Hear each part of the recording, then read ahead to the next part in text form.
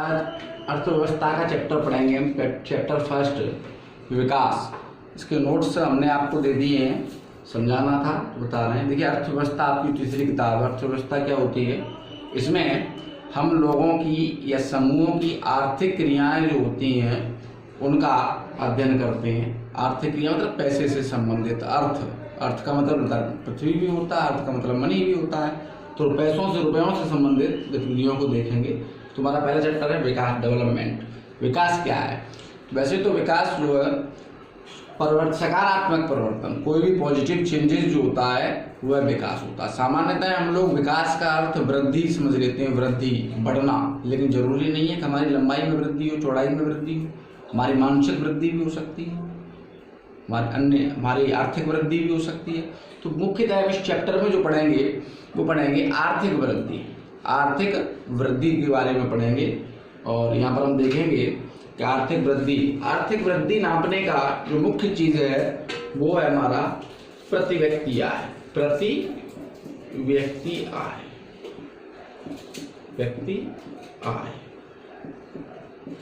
प्रति व्यक्ति आय यानी हम वैसे भी गांव में अपने यहाँ जब नापते हैं कि कौन व्यक्ति ज्यादा विकसित है, किसके पास ज्यादा नहीं है, तो यहाँ पर प्रति व्यक्ति आय देखते पैसा कितना है। तो प्रति व्यक्ति आय से हम देखते हैं कि प्रति व्यक्ति, हर व्यक्ति जिसके पास ज्यादा पैसा होता, ज्यादा आय होती है, वो ज्यादा विकसित होता है।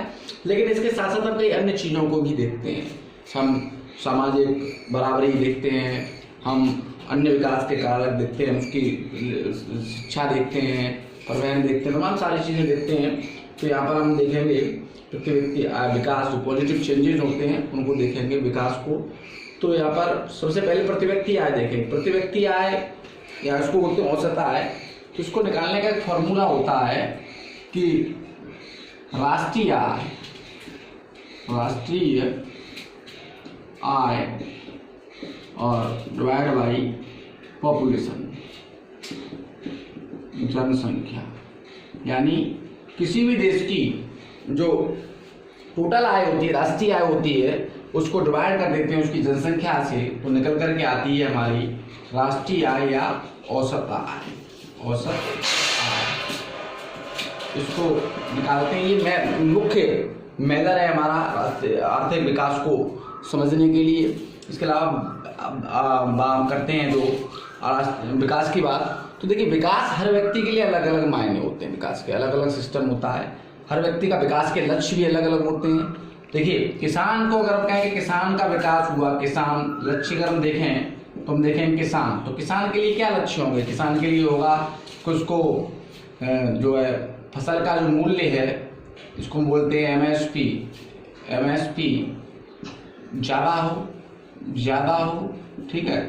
जो सिंचाई के साधन बढ़े, सिंचाई साधन में वृद्धि हो, उसकी जो फर्टिलाइजर्स हैं यानी खाद जो है, या इनको बोलते उर्वरक जो है वो सस्ते मिलें, मजदूरी यानी लेबर जो है वो भी सस्ती हो। तो ये किसान के लिए विकास की बात होगी।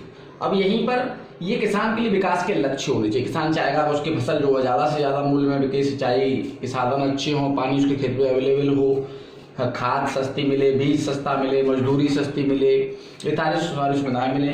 इसी प्रकार से हम अगर मजदूर को देखेंगे, तो मजदूर के लिए लक्ष्य अलग हो जाए। मजदूर चाहेगा कि अनाज जो है, अनाज यानी ये फसल जो है वो कैसा हो? सस्ता हो, उसकी जो है मजदूरी ज़्यादा हो, के घंटे जो है वो कम हो, ठीक है। और स्कूल खुले, तमाम सारी चीज़ें, स्कूल तो इनके लिए भी चाहिए। तो देखेंगे किसान चाहता है कि मजदूरी अनाज महंगा हो, उसका ज़्यादा बिके, और मजदूर चाहेगा उसको सस्ता मिले। किसान चाहेगा कि मजदूरी ज़्यादा कम हो, और ये चाहेगा ज़्यादा हो, काम कम और काम ज़्यादा हो। जी चाहेगा कम लेबर में ज़्यादा काम करवाएगा, जी चाहेगा कम दाम ज़्यादा मिले, काम कम करना पड़े। देखिए, लक्ष्य अलग अलग हो सकते हैं। प्रत्येक समूह के लिए जो है वो लक्ष्य विकास के अलग अलग हो सकते हैं। लेकिन ऐसे हम देखें उद्योगपतियों को, स्कूलों को, तमाम सारे हम पढ़ाएंगे, सबके लक्ष्य अलग अलग होंगे। तो एक का विकास दूसरे में बाधक बन सकता है, यहाँ हम देख रहे हैं उसी प्रकार से। अब हम देखेंगे, तुलना करते हैं विकास की कि किस प्रकार से हम विकास नापेंगे। तो हमने बताया प्रति व्यक्ति आय जो सबसे बड़ा मुद्दा होता है। यहाँ पर हम तुलना जब हम करते हैं तो हम देखते हैं देशों के मध्य में, देशों के मध्य में देखते हैं वो अन्य देशों के मध्य में। तो देखिए जो हमारे विकास को मापने के लिए दो संस्थाएं हैं, एक तो है हमारी जिसको हम बोलते हैं विश्व बैंक, वर्ल्ड बैंक, विश्व बैंक, दूसरा जो है UNDP, संयुक्त राष्ट्र विकास कार्यक्रम। ये दो संस्थाएं हैं जो नापती हैं या विकास देखती हैं। तो ये जो नापती है ये देखती है औसत आय या प्रति व्यक्ति आय। और यहाँ पर हम देखेंगे, यहाँ पर हम देखते हैं स्वास्थ्य, शिक्षा, परिवहन, अन्य सुविधाएं, इनका आकलन किया जाता है। अभी हमने देखा आपको औसत आय ज्यादा हो किसी देश की या किसी व्यक्ति की, लेकिन अन्य चीजें कम हो तो विकसित नहीं है। क्योंकि अभी हम देख रहे हैं कोरोना के संकट में अमेरिका जैसे देश जो धनी है, या इटली जैसे देश, या जर्मनी जैसे देश, या इंग्लैंड जैसे देश वो रो रहे हैं, परेशान हैं, क्योंकि स्वास्थ्य सुविधा, हालांकि उनकी स्वास्थ्य सुविधा भारत की तुलना में बेहतर है, हम तो विकासशील देश हैं, लेकिन तो इसीलिए स्वास्थ्य सुविधाओं को भी देखा जाता है। हमारे यहाँ स्वास्थ्य सुविधाएं तब भी हम आगे चल रहे हैं। तो यहाँ पर हम देखेंगे तो औसत, अब देखिए जो है इन्होंने 3 कैटेगरी में देशों को बांटा गया है। एक विकसित देश, दूसरा विकासशील, तीसरा अल्प विकसित या अविकसित, या इनको हम कहें गरीब देश। तो 3 में बांटा गया है।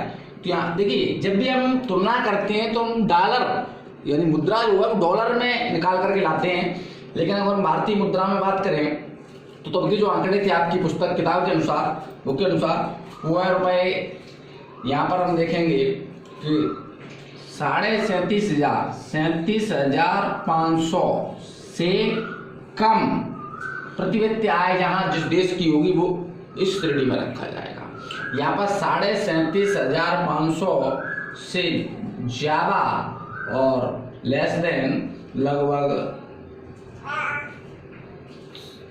में 4.5 लाख, लगभग 4.5 लाख, और मोर देन 4.5 लाख से ज्यादा होगी वो विकसित श्रेणी में रखा जाएगा। वर्ल्ड बैंक का आंकड़ा होता है। तो देखिए भारत को विकासशील में इसीलिए रखा गया, नहीं हमारी मर्जी आई हम रख लेते हैं, क्योंकि भारत की प्रति व्यक्ति आय वो 37,500 रुपए से ज्यादा है और 4.5 लाख रुपए से कम है, इसलिए विकसित रखा है। इसके अलावा हम देखते हैं स्वास्थ्य क्या है, स्वास्थ्य दर क्या है। तो देखिए अमेरिका में पढ़ रहे थे कि इटली जो है विश्व की नंबर 2 स्वास्थ्य सुविधाएं हैं, वहाँ प्रत्येक 10,000 पर हॉस्पिटल, डॉक्टर, बेड, ज्यादा बेड उपलब्ध हैं, ज़्यादा सेवाएं उपलब्ध हैं, और अमेरिका में अच्छी सुविधाएं हैं। अन्य जन्म विकसित देशों में, भारत में हम देखेंगे तो प्रति 1 लाख लोगों पर एक डॉक्टर की नियुक्ति है, या प्रति 1 लाख पर बेड की क्षमता है वो भी बहुत कम है उसको देखते हुए। तो इन सुविधाओं को भी हम दृष्टि कर सकते हैं। शिक्षा की रेट क्या है,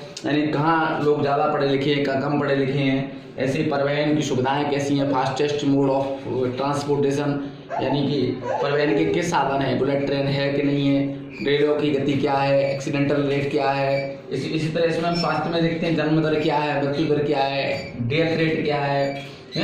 ऐसे परिवहन के साधनों में भी देखते हैं क्या सुविधाएं हैं। तो इन सारी चीज़ों का जब हम अध्ययन करते हैं तो हम डिसाइड करते हैं कौन सा देश किस श्रेणी में रखा जाता है। और अमीर गरीब तो पिछले साल पढ़ ही चुके थे।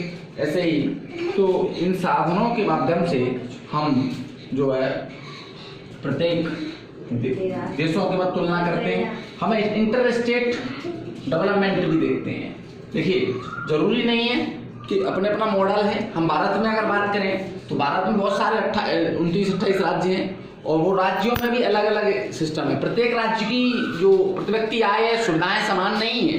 कुछ राज्य गरीब भी हैं, राष्ट्रीय आय से कम है उनकी आय, और कुछ जो राष्ट्रीय जो प्रति व्यक्ति आय है उससे कम है देश की अगर हम नापते हैं। और कुछ राज्यों की ज़्यादा से गुजरात है, दिल्ली है, महाराष्ट्र है, इनकी प्रति व्यक्ति आय ज़्यादा है। और एक तरफ हम देखेंगे तो उत्तर प्रदेश है, बिहार है, मध्य प्रदेश है, झारखंड है, या उड़ीसा है, इनकी प्रति व्यक्ति आय जो है वो कम है, इसको भी देख सकते हैं। यहाँ पर हम देखिए विकास के लिए अलग अलग लक्ष्य होते हैं। हम 3 राज्यों का आपको एग्जाम्पल देंगे, जैसे कि यहाँ पर हमने बताया आपको कि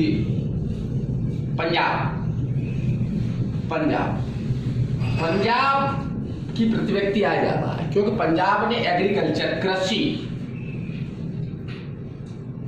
कृषि का आधुनिकीकरण किया, कृषि में इन्वेस्टमेंट किया, और खेती में जो प्रति हेक्टेयर उपज है, हमारे पूरे देश की तुलना में जो खेती होती है उसमें सबसे ज्यादा उपज, अगर प्रति हेक्टेयर उपज की बात कर रहे हैं हम, तो खेती तो उत्तर प्रदेश में ज्यादा होगी, लेकिन प्रति हेक्टेयर उपज जैसे यानी कि हमारे यहाँ अगर 1 बीघा में 4 बोरा गेहूं होता है, तो उनके यहाँ कम से कम 6 या 7 बोरा होता है प्रति व्यक्ति उपज। पंजाब ने कृषि के माध्यम से अपने आप को बढ़ाई। ऐसे ही अगर हम बात करें दूसरे की, गुजरात को ले लें, चलो गुजरात को ले लें, तो गुजरात में उद्योग स्थापना की, उद्योग में नौकरी, उद्योगों के माध्यम से उसने अपनी बढ़ाई है। ऐसे ही अगर और देखें पंजाब गुजरात के अलावा, तो हम केरला को ले सकते हैं। केरल ने मानव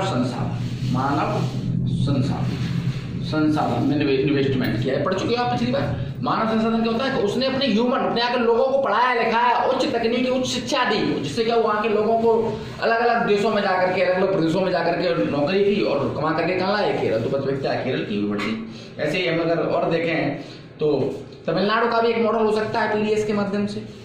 ठीक है, कुछ राज्य हैं जहाँ गरीबी है, जनसंख्या ज़्यादा है, तो उसके आधार पर भी हम देखते हैं। और इसी के साथ नोट्स जो है वो आपके पास हैं, या बहुत बड़ा चैप्टर होता है, काफ़ी सारे इसमें पॉइंट्स होते हैं। आपको जो भी पॉइंट्स समझ में नहीं आते हैं या तो किस क्लास लगेगी तो हम विस्तृत पढ़ाएंगे, या जिसको कोई समस्या हो वो मैं कॉल से कॉन्टैक्ट कर सकता है। धन्यवाद।